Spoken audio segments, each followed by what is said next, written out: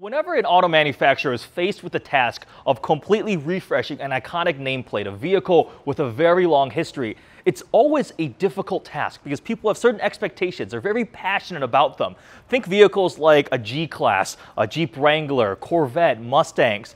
The Land Rover Defender is one of the most famous vehicles in the Land Rover lineup, and after over 20 years, they've brought back the Defender here. This is a 2020 Defender 110 HSE. So there's a couple different iterations of the Defender. It comes in 90 and 110. It no longer stands for the wheelbase length anymore because they've all gotten a lot bigger, so it's much longer than 110 inches, but the 110 is the bigger one, and this one specifically is the bigger of the two engine options available. As a P400, it has a 3-liter turbocharged inline-6, it also has electric supercharging in a 48-volt mild hybrid system that makes 395 horsepower and 406 pound-feet of torque. Now, a lot of people might look at this and think it's not quite as durable or rugged or off-road oriented as the old one, because the old one was literally just a truck with solid axles that was only designed for conquering every terrain. But this thing has taken the approach of filling it with technology to make it extremely capable. Talked about the engine a bit. Drivetrain, 8-speed automatic transmission, 4-wheel drive, air suspension, adjustable height. So this has 11.5 inches of ground clearance and max height, can wade almost 36 inches of water, which is better than any Jeep Wrangler from the factory. The most capable Jeep Wrangler cannot beat this from those specs. This also has the same departure angles, the breakover angles compared to the previous generation or old generation Land Rover Defender. So it is extremely capable. Today we are in Birmingham, Michigan, which is, if you're not familiar, not off-road at all. It's very suburban. So we're not going to be testing the off-road abilities of this. It's more so seeing what is it like to drive on normal roads. And honestly, a lot of times people use these vehicles mainly for just commuting, but they have the ability to go off-road if they were to want to.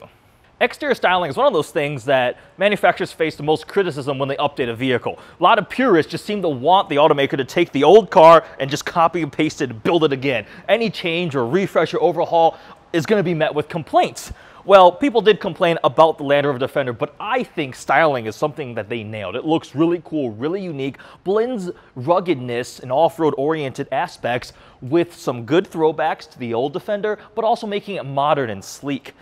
This has the blackout package, so we've got some black trim, the black Defender letters up front, really cool DRL LED daytime running lights, some functional vents and really cool design elements there. We've got some throwback to the old Defender with this piece on the hood. It has kind of the stamped metal design. This is the 110 model, so it's a little bit longer, 4 doors. Around back, like a Jeep Wrangler and the old ones, you had the extra wheel and tire on the back of the vehicle. And the rear 3/4 is probably what I like the most about this Defender. Just the squared off shape to it. It is so different from everything else out there, plus the square looking taillights. The whole design language of it is unique and different and refreshing, and I'm a big fan of it. So let's hop in it, talk about the interior and what it's like to drive.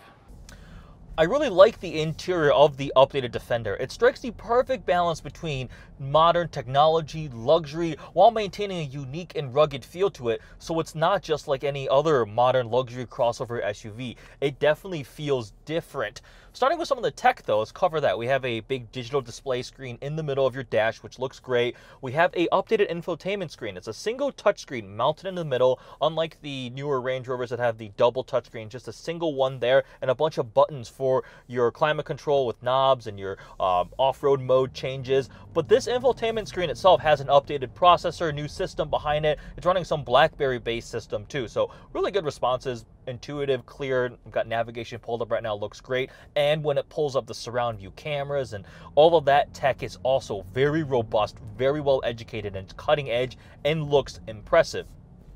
Other nice interior touches. It's got these exposed bolts that kind of look like they're holding the doors together on the center console area. The shifter is up further, so we have a lot of space here for cup holders and various center console things. Got a cooled center console here too.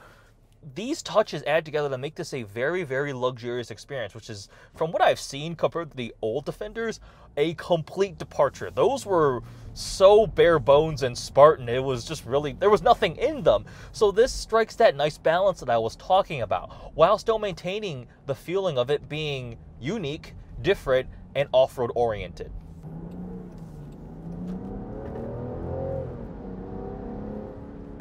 So safe to say I am a big fan of the interior, I'm a big fan of the tech of the new Defender. So how does it drive? Now again, like I said earlier, we're not going to be going off-road or doing anything. We're doing an on-road evaluation of this car and seeing what it's like. Hopefully in the future, my friend who owns this vehicle is definitely planning on going to the dunes, maybe hitting some off-road parks. That will be a ton of fun to experience, because on paper, the capabilities, actually on paper, on dirt, the capabilities, whatever, you know what I mean. The capabilities of this match the old Defender in terms of angles of departure, breakover, approach angles, and then the air suspension with adjustable height allows it to match things like a Jeep Wrangler Rubicon and wading depth and ground clearance and things like that.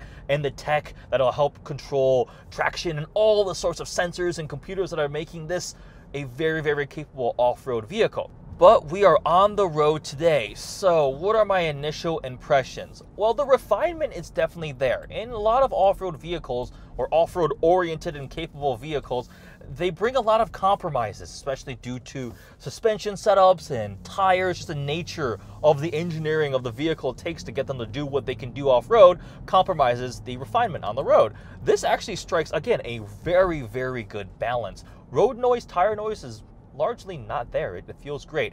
The air suspension is soft. I'm in comfort mode right now. It absorbs road imperfections pretty nicely. It does have a little bit of body roll, but that is to be expected in a vehicle like this. Steering is extremely, extremely light. Like, it has a good amount of feedback. Like, as I'm putting steering input, there is a response, but it's very, very, very light. And also, the throttle response, it feels like I have a little bit of lag when you first leave a line, or even partial throttle. There we go. Partial throttle. That's not even a word. Part throttle. Feels like a little bit of lag. Now, this is a turbocharged 3-liter inline 6. As I mentioned earlier, almost 400 horsepower, 406 pound-feet of torque. Turbocharger, electric supercharger, and 48-volt mild hybrid assist. So I can only assume it has to do with the throttle calibration, but that feels a little bit funky to me. Otherwise, once you get going, it's more than enough power for a normal SUV. Now, obviously, in the world of Cayenne Turbo S's and X5Ms and Lamborghini Uruses and SVR Range Rovers, like 500 horsepower is the bare minimum for like a high-performance SUV, but this is not intended to be that. Honestly, the 4-cylinder, the P3, whatever, is probably good enough. This is the P400, a little bit more power. In terms of value, it's really, really interesting. The Defender starts right around 50 grand for the 110. We don't currently get the 90 yet, and that should come in a little bit cheaper, but let's just say 50 grand MSRP. Now, as you option it up here, this is the HSE trim, so it brings a couple more things and some optional add-ons. Bring this sticker price on. The car I'm driving, that truck, SUV, it's not really a truck anymore. The vehicle that I'm driving today has an MSRP of just under $80,000, and that's a good amount. But if you eliminate some of the trims, don't get the HSE, maybe just get an SE or something, or an S, you're talking about something that's comparable to a Wrangler Rubicon with way more interior refinement and comfort and isolation, with comparable levels of performance in terms of off-roadability. Now, the modification market might not be as friendly, given the fact that the Wrangler is a very enthusiastic-oriented vehicle, and there's a ton of aftermarket support with axles, and you can lift it and do all the crazy tires and wheels you want with it. But for somebody who is only wanting to recreational off-road, maybe go to a trail or go to the dunes or hit the beach, whatever, occasionally, a couple times a year, they want that capability and have that fun. Most of the time, they're using it just as a luxury SUV. This is a very, very compelling choice. I am really impressed.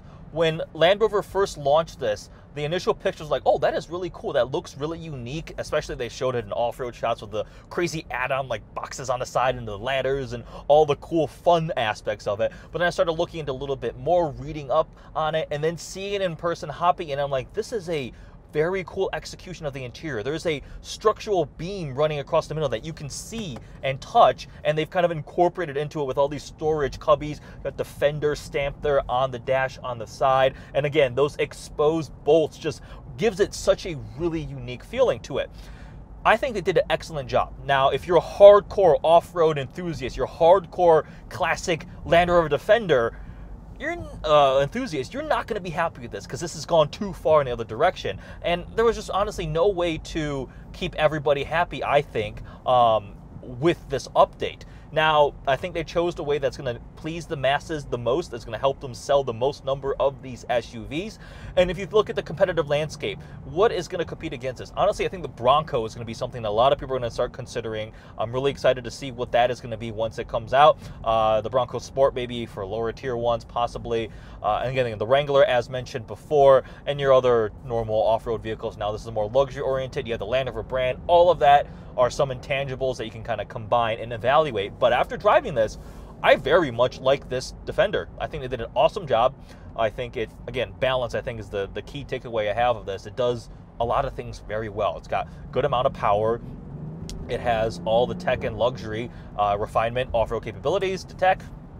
2 thumbs up for me for the Land Rover Defender. I'm a big fan. So there is the on-road review of a Land Rover Defender, brand new 2020 110 HSE. Looking forward to, hopefully at some point, getting this thing off-road, riding along with my friend Preston. Make sure you guys check out the ownership video with Preston. We did a couple videos together with his Range Rover Sport that has been replaced by this in a Raptor. So it was cool getting to hear why he chose this vehicle, what are some of the options, what he likes and dislikes about it. With that, hope you guys enjoyed this video. Make sure you guys like, comment, and subscribe. Thanks for watching.